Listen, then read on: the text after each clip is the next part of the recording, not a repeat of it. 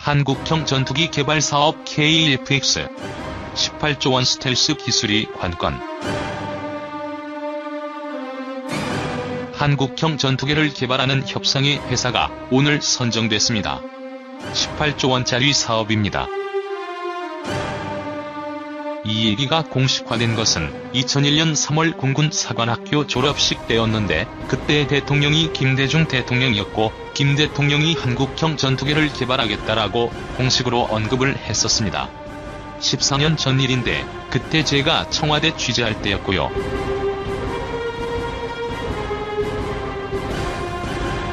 제가 김 대통령의 발언을 제가 보도했었습니다. 당시 리포트 잠깐 보겠습니다. 김대중 대통령이 제49기 공군 사관학교 졸업식에 참석했습니다. 김 대통령은 현대전은 첨단 공군력이 좌우한다며 국산 공군 장비 개발에 지원을 아끼지 않겠다고 강조했습니다.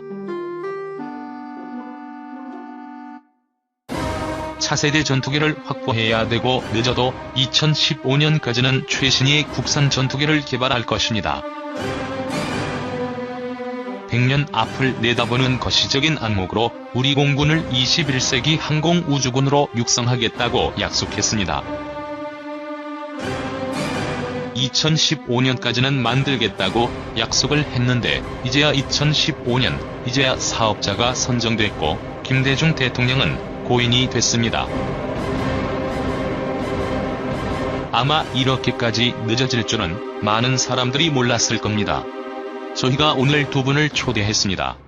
FX 사업을 공군에서 담당했었던 예비역 대령, 권재상 공군 사관학교 명예교수 군사 전문가입니다. 양욱 한국국방안보 포럼 선임연구위원 나와 있습니다. 어서 오십시오. 아마 시청자 여러분들께서는 지난해 우리나라 주력 전투기를 선정했는데, 록히드 마틴의 F-35E를 선정했는데 한국형 전투기 개발 사업, 이거는 또 뭐냐? 이건 어떻게 다른 거냐? 아마 궁금해하시는 분이 많을 겁니다. 설명을 쉽게 해주시죠.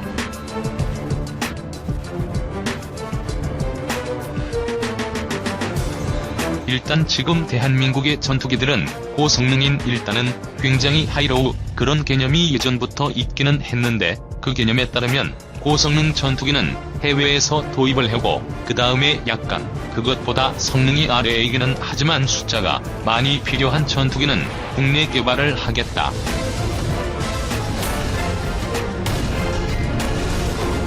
그래서 해외 도입을 하는 게 작년에 사업이 됐던 FX 사업이라고 하겠고요.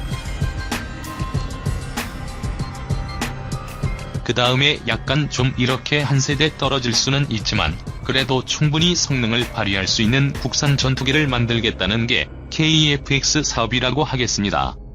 보람의 사업이라고 하겠습니다. 그런데 비용은 18조 원 더 많죠?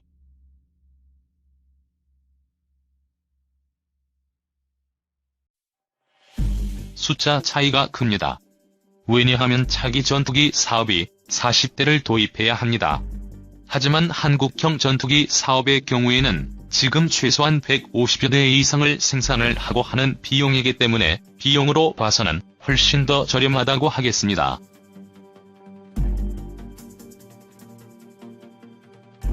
그런데 우리가 한국형 전투기를 개발하는 것이 꼭 필요한 일입니까?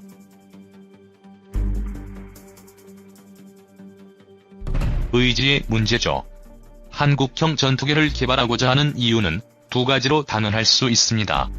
하나는 우리 조종사들이 우리가 만든 전투기로 조국을 수호한다는 자부심에 초점을 두고 있고요. 또 하나는 미래의 전쟁에서 주요한 무기로 사용될 전투기 시장에 우리가 적극적으로 개입해서 경제적인 이득을 올릴 수 있다는 목표를 두고 있습니다. 수출할 수 있다는 거인가요? 실제로 잘 개발이 되면 수출의 길도 열릴 수 있나요? 저로서는 이번 결정을 놓고 매우 염려스럽게 생각을 합니다.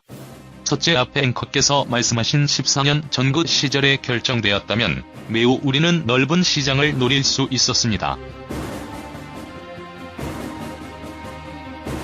지금 14년이라는 세월이 지났기 때문에 국제 전략적 환경이 많이 달라졌고 경제적 여건이 달라졌고 무엇보다도 더 중요한 전쟁 양상이 많이 달라졌습니다.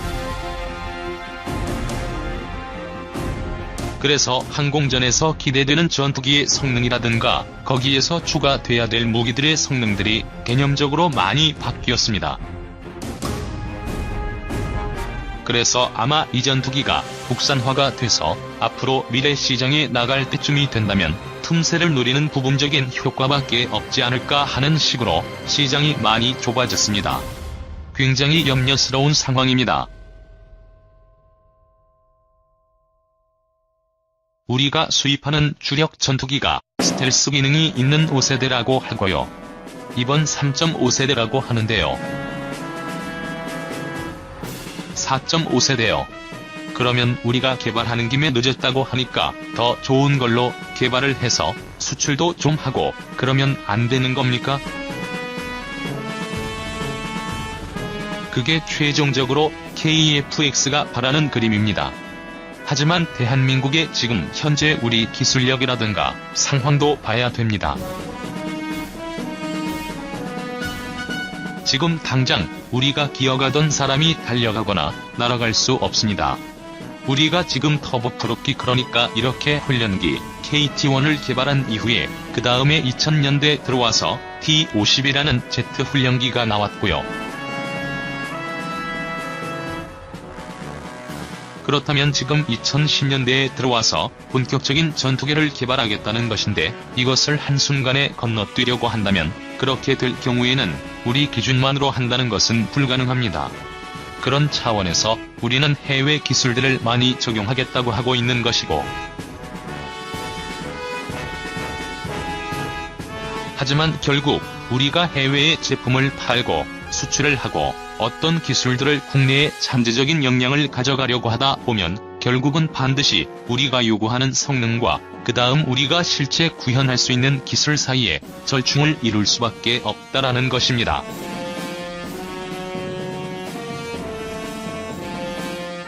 현 단계에서 우리가 할 수 있는 4.5세대 정도다. 즉 그러니까 스텔스기의 기능을 100% 구현을 못하더라도 어느 정도 그런 설계나 이런 부분에서 스텔스 성능을 쫓아가고 그렇게 해서 이후에 충분히 우리가 기술이 쌓이고 할 때는 충분히 구현을 하겠다.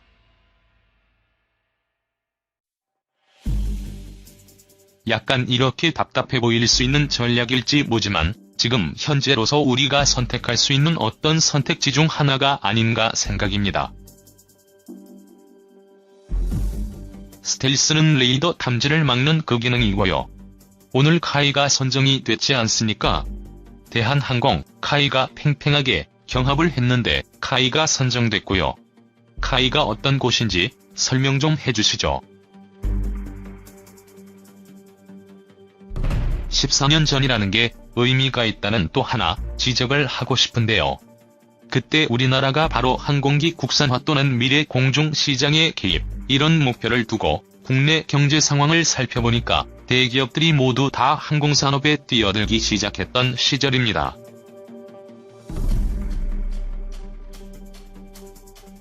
그것은 마치 20세기 말에 21세기를 전망을 하는 세계 경제학자들이 다음 세기에 항공산업이 차지하는 비중이 굉장히 클 것이다. 거기에 초점을 맞춰서 시작을 했는데 그러다 보니까 우리나라에서는 항공산업 부분에 기초기술과 기반이 없음에도 불구하고 대기업들이 경쟁적으로 참여를 하는 문제가 있었습니다.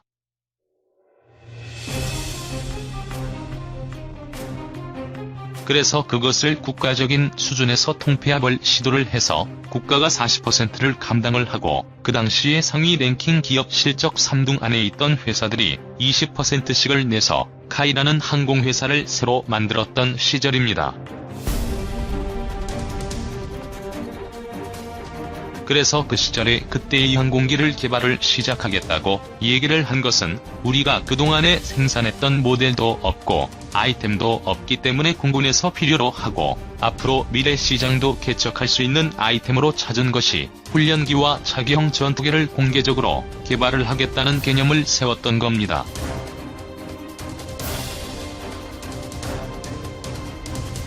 그렇기 때문에 카이는 그 당시 새로 창설이 되면서 그 당시 상위 세계 그룹에 있던 대기업들의 기술 수준을 흡수를 하기는 했습니다마는 이번 경쟁에서 중요한 이번에 경쟁이 되었던 대한항공은 빠졌습니다. 그 당시에는 헬리콥터라든가 이런 것들을 만들어 본 경험도 있고 또 미국의 최신형 전투기들을 정비 지원해주는 경험도 갖고 있었습니다마는 이번 이 사업이 진행되는 과정에서는 견해의 차이와 미래 전략의 차이 때문에 참여를 하지 않았다가 나중에 다시 참여를 해서 카이가 선택되는 결론이 나왔습니다. 이 얘기는 다음에 하겠습니다.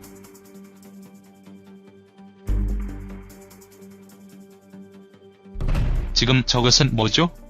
지금 화면에 나는 것이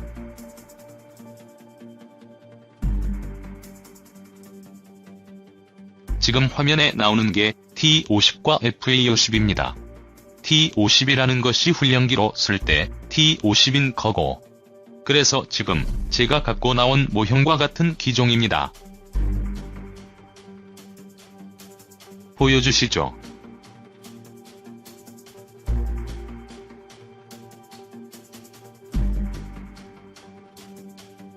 T-50의 경우에는 여기에서 보시는 것은 FA-50이라는 경공격기입니다. 보시다시피 굉장히 많은 무장을 장착을 하고 있고요. 이 안에 레이더를 장착을 하고 있고 그 다음에 여러가지 항전 장비를 장착하고 있어서 충분히 어떤 지상 공격이라든가 전투 임무 수행이 가능합니다. 그런데 반면에 T-50 같은 경우에는 밑에 있는 무장들을 전부 제거를 하고 순순히 비행 훈련을 위해서 사용할 수 있게 활용되고 있습니다. 다 카이가 그걸 개발한 겁니까?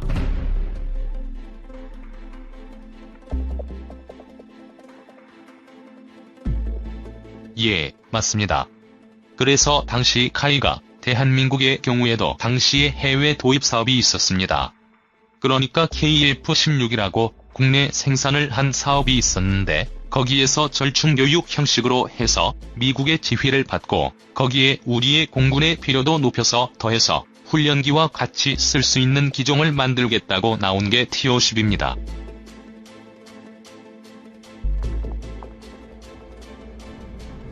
이거는 세대 구분하기도 힘들지만 굳이 이 얘기를 하면 4세대 이상, 그래서 4.5세대와 4세대라고 얘기를 할 때는 가장 핵심적인 것이 4세대는 보이지 않고요. 그러니까 우리가 영화에서 보듯이 공중으로 하는 게 아니라 보이지 않는 거리, 한 100km 있는 정도 거리에서 미사일을 쏴서 적중시킬 수 있습니다. 그런 능력을 가졌느냐 아니냐고 4세대고요. 그 다음 4.5세대는 안에 있는 장비들, 레이더라든가 여러가지 상황을 인식할 수 있는 그런 기능이 얼마큼 잘 탑재가 되어 있느냐, 그런 거에 달려있는데 결국 요즘 전투기가 그렇습니다. 이제는 날아다니는 슈퍼컴퓨터와도 같습니다. 그 안에 얼마만큼 좋은 항전 장비를 집어넣느냐에 따라서 전투기의 가격과 성능이 천차만별이 되는 거죠. 그 점에 대해서 조금만 부연을 하도록 하겠습니다. 지금 F-35로 선택된 차기형 전투기하고 공군이 지금 개발하고자 하는 KF-X의 차이는 본질적으로 세대 차이뿐만 아니라 전투기 설계 개념상의 차이입니다. 설계 철학의 차이입니다.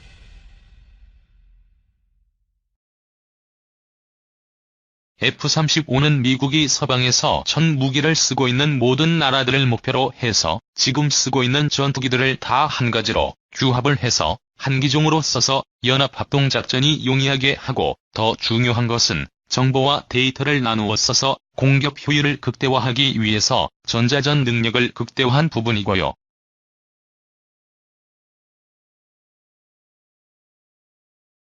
가 만들고자 하는 전투기는 앞으로 사용할 한국군의 전투기가 F-35급의 고급 전투기를 사기에는 너무 비싸고 충분한 대수를 확보할 수 없을 때를 대비해서 과거에 있었던 전투기를 약간 개량해서 과도기적으로 사용할 수 있는 수준,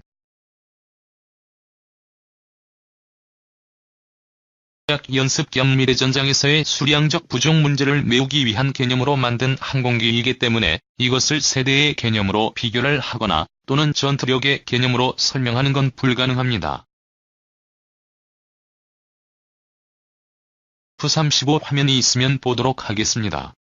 그러면 교수님께서는요, 그럼에도 불구하고 이 사업은 해야 된다고 생각을 하십니까? 매우 유감스럽게도 이 사업은 지금에 와서는 안 할 수 없는 상황까지 왔습니다마는 몇 가지를 수정을 하면서 추진을 해야 한다고 생각합니다. 어떤 것을요?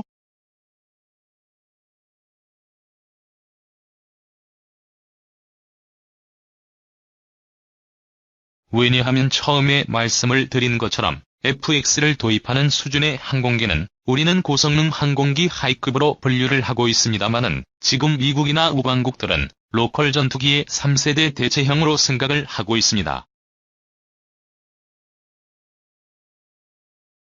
그렇기 때문에 전투 개념에 있어서 우리가 생각하는 전투 개념과 미국이나 다른 나라들이 생각을 하는 전투 개념이 다릅니다. 그래서 우리가 만든 이 전투기는 현재 사용을 하고 있는 제트 전투기들, 저는 세대 구분을 원치 않기 때문에 세대별로 사용하지 않겠습니다. 전투기들의 미래 단선 연장선장에서 수적 부족 문제를 보완을 하면서 약간의 성능 향상을 꾀한다라고 생각을 했기 때문에 다음 전장에서 설 자리가 굉장히 좁아질 것이고 싸워서 이길 수 있는 능력을 보장받기가 어렵다는 뜻이 있고요. 이런 전투기를 사고자 하는 나라들이 매우 견제적으로 판단을 하는데 어려움을 겪을 겁니다. 그래서 몇 가지를 보완을 해야 하는데 지금 현재 이 전투기의 성능 문제를 우리가 생각하는 미디움급이라고 얘기를 하는 중간형 성능을 보다 더 강조를 해서 하이급에 가깝게 올려야 할 필요가 있고요.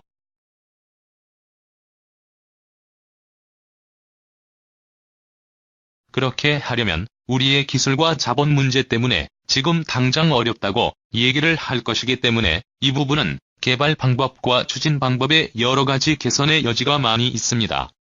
그것을 통해서 이것을 보완할 수 있으리라고 봅니다.